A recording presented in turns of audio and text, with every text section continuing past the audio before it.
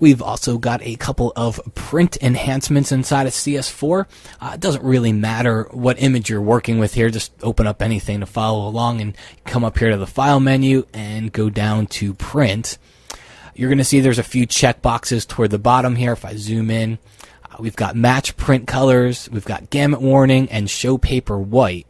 Now, those checkboxes are turned off. If you go under Color Handling, you can change this from Printer Manages Colors. You got to have the software managing the colors. So if you change that, you'll see those checkboxes become enabled.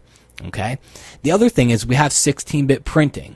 The caveat is it only works on the Mac, and it's only because the Mac OS supports the passing of 16-bit data to the printer, and the PC operating system does not. Okay, so it's not Adobe favoring one operating system over the other. The PCs just simply don't support passing that 16-bit data.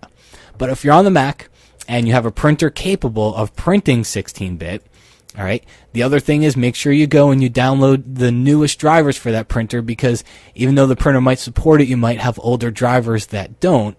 So go to that manufacturer's website and get the latest drivers, and then change this from color management to output, and you'll see the 16-bit option right here.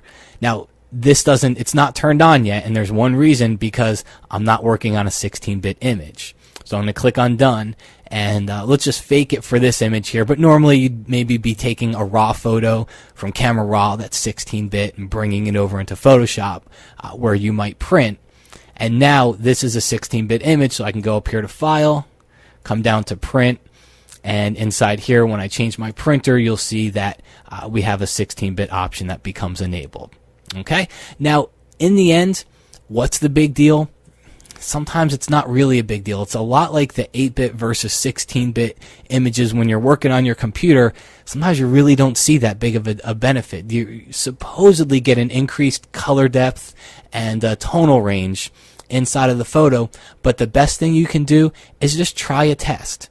Try a test on your printer. If you've got a printer that'll support 16-bit printing, give it a try and see if you can tell the difference, and if you can, and if it's worth it or not.